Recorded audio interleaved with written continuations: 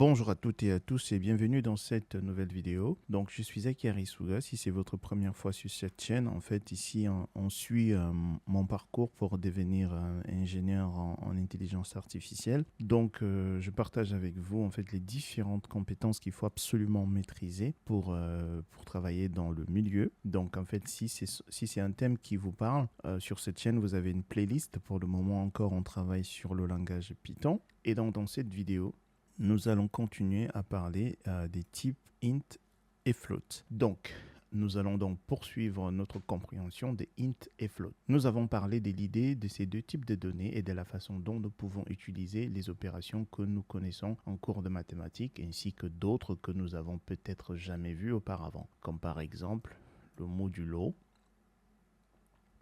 la double barre oblique et également les deux étoiles qui représente en fait la puissance.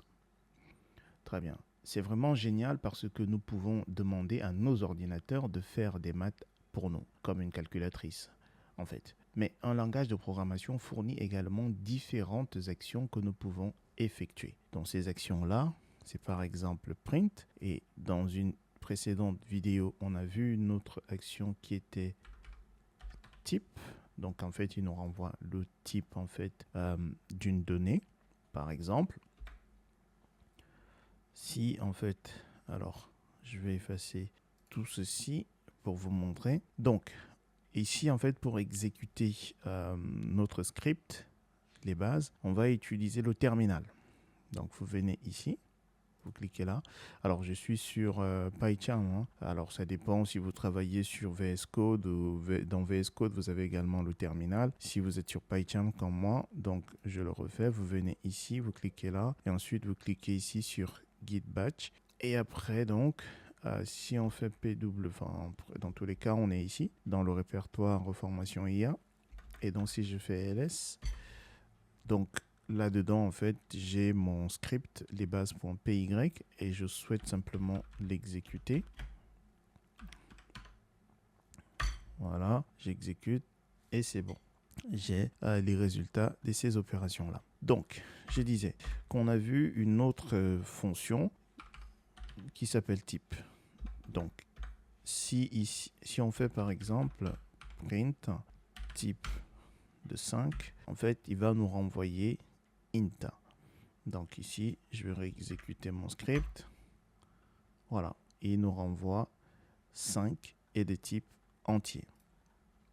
Alors, ce qu'il faut retenir, c'est que avec les types de données int et float, nous pouvons également utiliser d'autres fonctions mathématiques, comme par exemple round, qui fait quoi? Qui fait l'arrondi. Et donc, si je lui dis 3,14 et j'ai dit round et que ici, j'exécute mon script, en fait, regardez, pour le moment, on n'a rien. Pourquoi? Simplement parce que on a effectué cette action-là en lui disant arrondi ce chiffre-là. Par contre, on ne l'a jamais dit, on lui a jamais dit, pardon, de nous donner l'impression de ceci. Donc, raison pour laquelle on n'a rien ici. Donc, si on fait donc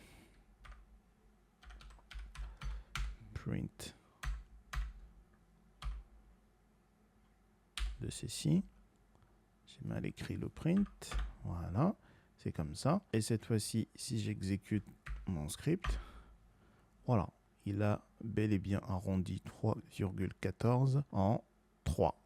Donc, il y a pas mal de fonctions mathématiques qui existent dans Python. Donc, vous n'avez pas à les connaître par cœur. En fait, il faut savoir simplement aller les chercher, en fait. Donc, pour pouvoir les chercher, vous pouvez par exemple venir donc dans la documentation. Alors, je vais vous montrer. Vous venez dans votre navigateur et vous tapez Python Math Function.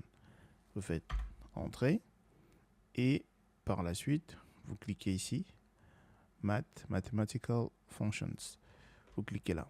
Donc, vous avez vraiment de différentes fonctions avec leur explication, comment ça fonctionne. Donc, lorsque vous avez un exercice ou bien lorsque vous voulez réaliser un projet et que en fait, vous avez besoin d'une fonction et vous ne connaissez pas comment elle fonctionne, bien entendu, vous venez ici en fait, vous tapez Python Math Functions et vous venez ici et en fait, vous allez lire ce que fait cette fonction, par exemple cette fonction-là. Si on veut savoir qu'est-ce qu'elle fait, du coup, vous voyez, il dit return x raised to the power y. Donc, en fait, ici, il retourne simplement x à la puissance y. Donc, ici, donc, si je fais power et je lui dis 2 à la puissance 3, non, 2, on va pas compliquer les choses. Je lui dis print. Vous voyez, donc ici, il va me retourner 2 à la puissance 2, donc 4. Donc si je viens là, j'exécute mon script. Voilà, il m'a retourné bel et bien 4. Voilà ce que je voulais partager avec vous dans cette vidéo.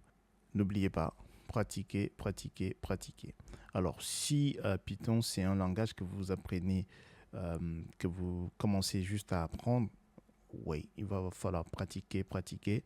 Mais si vous connaissez déjà d'autres langages de programmation comme du C, du C++, du Java, bon, cette partie-là va vous sembler vraiment, on va dire, vraiment inutile parce que c'est vraiment les bases, les bases, les bases, les bases. Mais par contre, si c'est votre première fois, pratiquez, continuez à pratiquer. Voilà, voilà ce que je voulais partager avec vous. Si vous avez des commentaires, vous avez la section commentaires pour me les laisser. Si vous avez des questions également, vous me les laissez dans les commentaires. Portez-vous bien. On se retrouve dans la prochaine vidéo. Peace.